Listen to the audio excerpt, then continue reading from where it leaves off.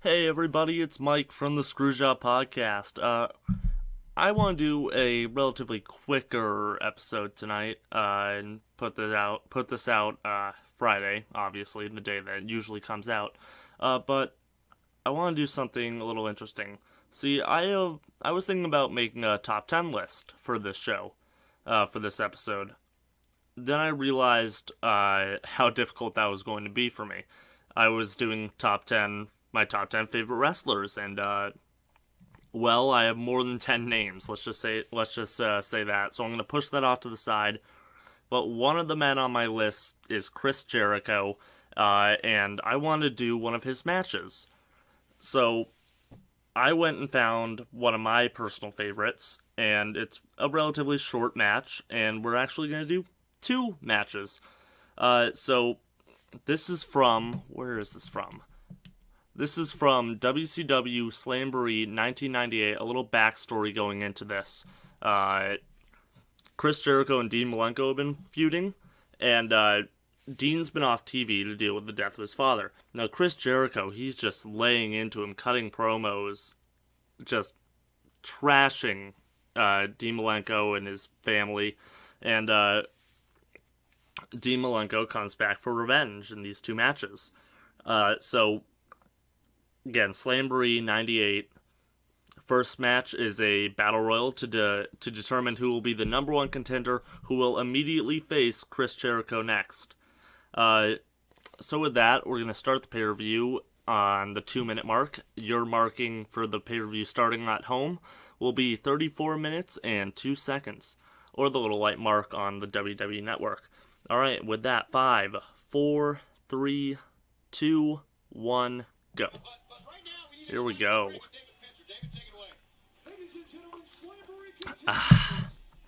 So this is taking place right outside my hometown in Worcester, Massachusetts, in the Centrum, and God, it's a beautiful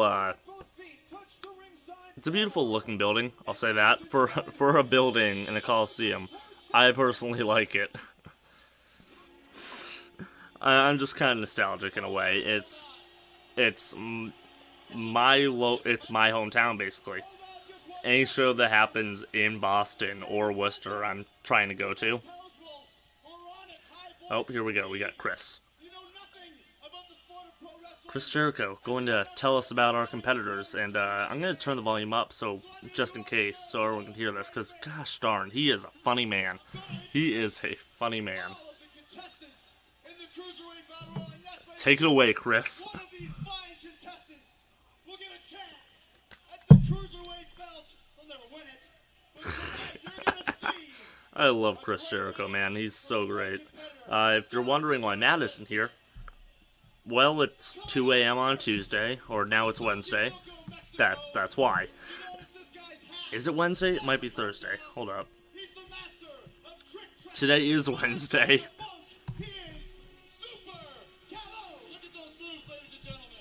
Why does he have, okay, it's a mask, and he also has, what is that? Couldn't tell what the heck that was. El Paso, Mexico.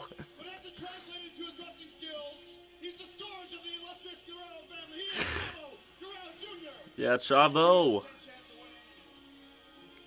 Here comes Ciclope. Selling chimichangas. Also, Chris Jericho is just wearing a towel, and it's great.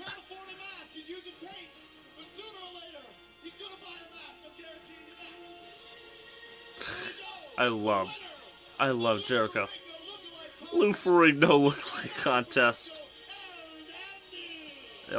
Who's El Dandy?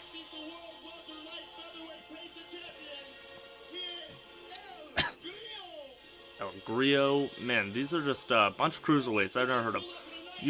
There's one thing you can give to WCW. Oh, here comes Juventud Guerrero. One thing you gotta give to WCW, they were really pushing cruiserweight action. And, I appreciate that. Oh, yes, Marty Jannetty! What? I didn't know he jumped at this point. I just thought he was drunk in a bar. Also, if you keep hearing it cracking, that's my jaw. Keep messing with it. This guy's the true shooter of WCW. Does he have a chance? 0 out of 10. He's Evan Courageous. Again, more people that I didn't know were in the company at this point.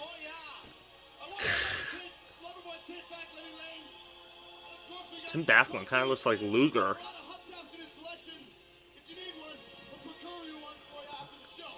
Psychosis.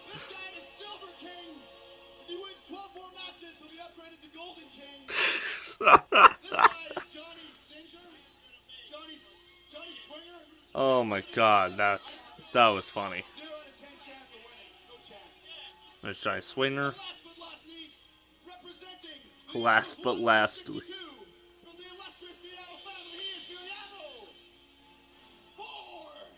Yeah, 4.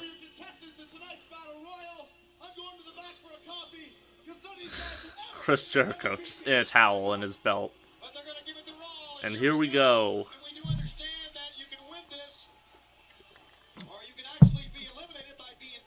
Okay, so it's over the top rope, down to the floor, and pin. Oh, it's not just over the top, it's just out of the ring. So make contact with the floor, or get pinned, or tap. Interesting.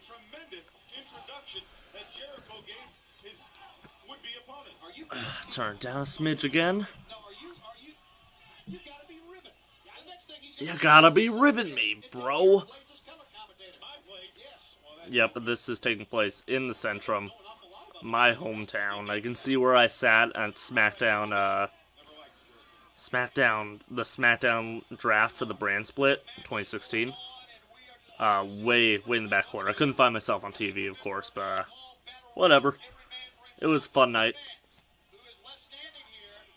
Let's just watch a bunch of men punching and kicking each other until it clears out a bit. Because that's all this is going to be for a while. Now, the guessing game for you, viewer, is which one of these men will win. And it won't be Evan Courageous. That is right. That is right, Tony Schiavone. He does not know who he will be facing. Where's Marty Jannetty? There he is. Just gonna watch Marty Jannetty, to be honest. Tag team. Why do they call matches? Why do you call it tag team wars? That's odd. Oh, there goes Johnny Swinger.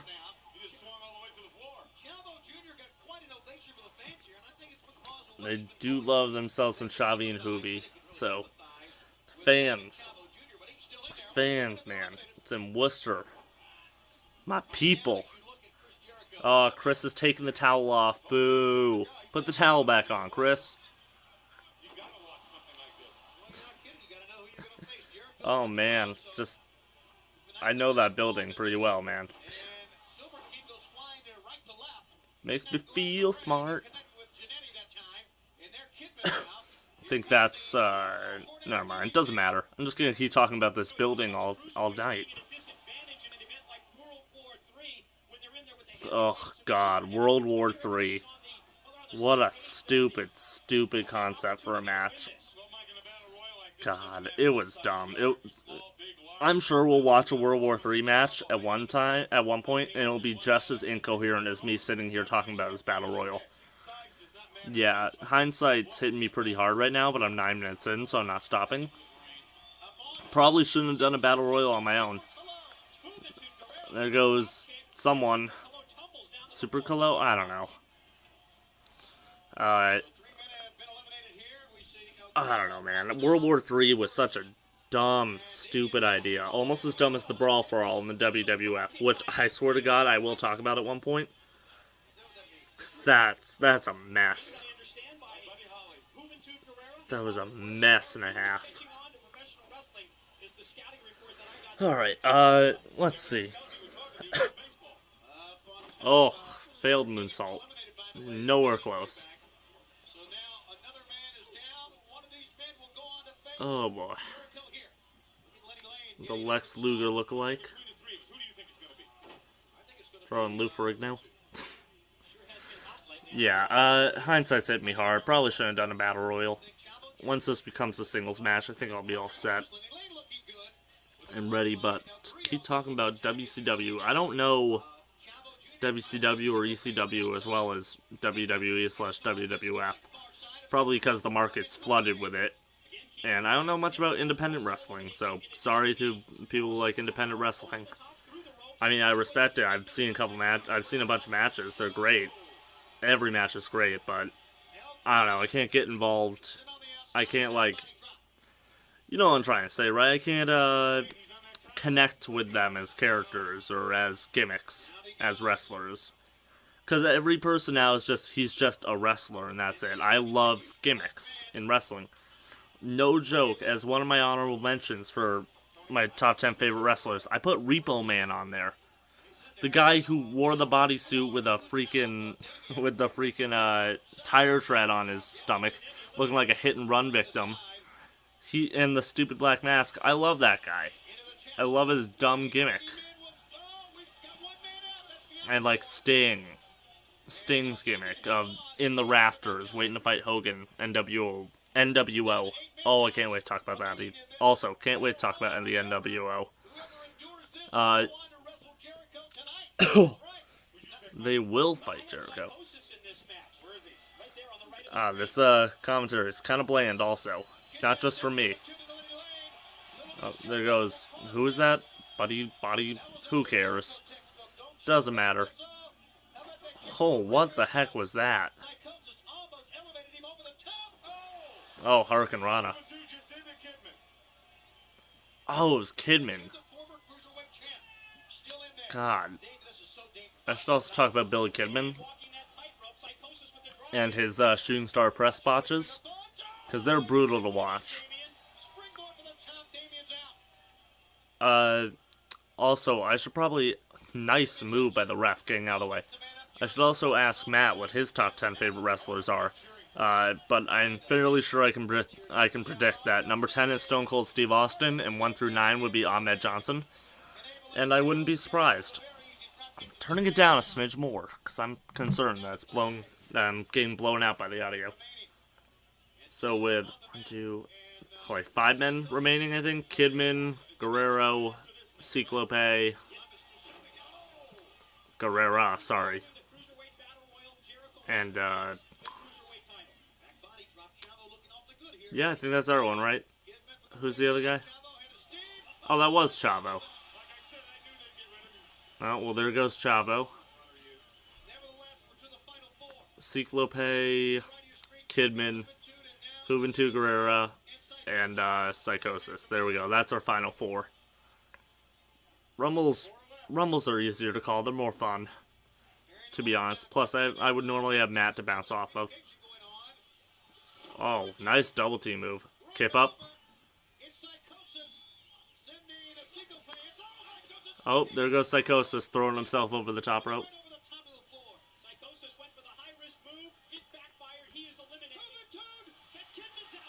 And Kidman's eliminated. So down to Juventud and Ciclope.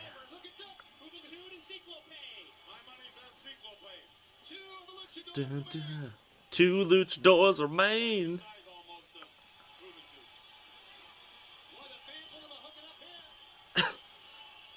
Well, come on, guys. Punch each other.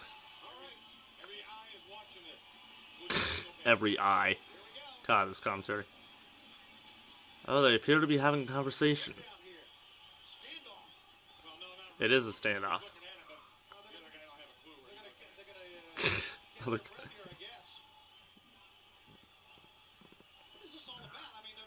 They are having a conversation, clearly. Many, many times.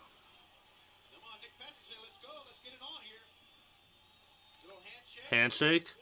And Juventud, who he just eliminated himself. But why? The mask comes off. It's Dean Malenko. See, thing was very interesting with what was happening. Jericho's scared crapless, by the way. And they're going. Thing that was brilliant about this was they had some no-name guys in a mask. And the thing with wrestler leaves town gimmicks is they'll eventually come back under a mask. I think, Mr. America. Hulk Hogan was fired, came back as Mr. America. Midnight Rider, that was Dusty Rhodes.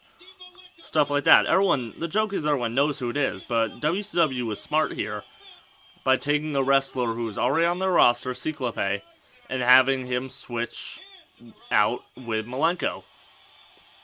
So Malenko is wearing Cyclope's stuff, his outfit, and he was able to trick the crowd there, and it was a brilliant way to reintroduce him back so they can have this match. And speaking of which, the Iceman, Dean Malenko, and Chris Jericho going right now. God bless them. Excuse me. Oh, Malenko clubbing the back of Jericho. Let's see. Ooh, kick to the back of the head. Oh, Hoovie's still out there. I forgot about that. I don't know why Hoovie's still out. I think, what just happened? I think Dean just jumped through the ropes. Jumped over the ropes. I don't know. The angle was terrible. Cameraman didn't know what he was doing. Ooh. Tossed right into the metal barricade. Sting me. What does that mean? What does that mean? What does sting me mean? Like, is he asking for a B? I know he's talking about the wrestler Sting. Or maybe he's talking about the musician Sting he wants to be sung to. But what does sting me mean? That's the real question of the year. Jericho fighting. God, Chris Jericho selling. It fills me with some joy. Makes me a happy man. Because the sell is arguably the most important part of wrestling. Because if you're just gonna get up immediately, and this is one of the problems I do have with independent wrestling. The amount of overuse of finishers and not selling moves with the amount of gravitas that should be. Like, if someone gets a pile driver, they should be down for a 3 count. That's my opinion. Like, I get it with WrestleMania and Undertaker's Tombstone, whatever. It's WrestleMania. It's the biggest show of the year. You can have some kickouts, heighten some drama. But I watched a Ring of Honor match today, and I saw a tag team move, a tag team finisher, kick out, then a normal finisher, kick out, then finally another tag team finisher, put the guy away. Right? And that's like, why are you doing that? Shouldn't you just finish with the first tag team finisher? Like, I get it, you have to keep the belts on whoever's going. I think it was the Briscoe brothers and SoCal Uncensored Wrestling, but, again, I don't watch Ring of Honor, I don't watch independent wrestling in general. Oh, Chris Jericho's cocky pin. I missed it while I was ranting. I don't know. Just not selling is terrible. One of the best things you can do if you want to be a wrestler, from what I've heard, is that you want to learn how to sell. William Regal. I wanted to put him on my top 10 list. Oh, Lion Salt. Beautiful. 1, 2, kick out. William Regal, I wanted to put him on my top 10. I didn't have room for him. He knows how to sell. He's amazing. Selling a move is important in the sport, obviously.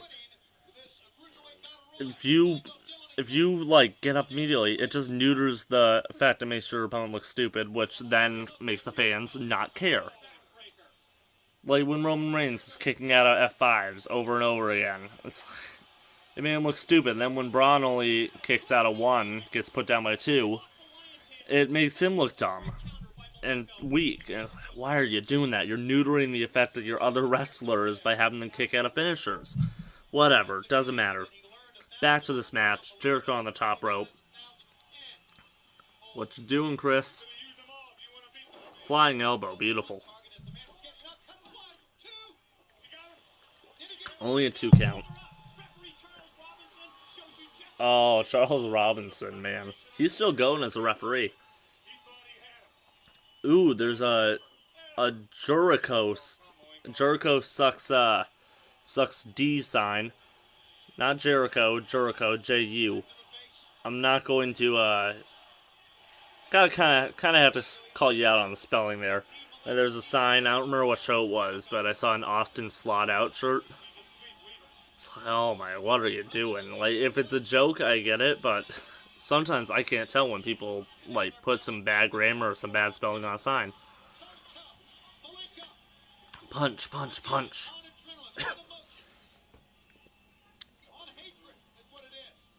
Let's see. What else can I talk about at 2 a.m. in the morning?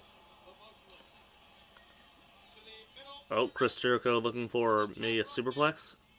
Nope, Malenko. Uh-oh. Ooh. Fireman's carry into a rib buster, I guess, would that be? That looked painful for both parties. Oh, is he going for the clover leaf? One of my favorite submissions. The one that should be used more.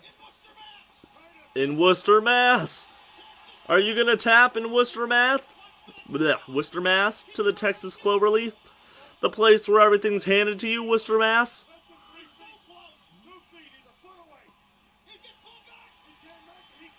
Oh, sit out. You're done. Chris Jericho taps out. Your new WCW champion, Cruiserweight champion, Dean Malenko. Yes, Dean Malenko. The Iceman cometh. Oh, wow. 22 minutes. Am I really going to wrap it up with that? Probably. Let's just see how Dean wraps up. Once I get Matt back from wherever he's been, we're going to record. We're going to finish 98. And we're going to do some other shows. I really want to do Armageddon 2000. Because the Hell in a Cell match, the main event. I do want to watch more WCW. Oh, there's the unmasking.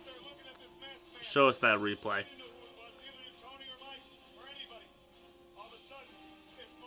It's the Iceman.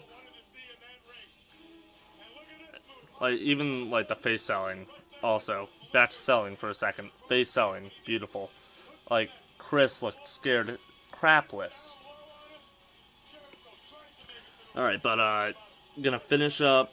I want to at least get to WrestleMania 14.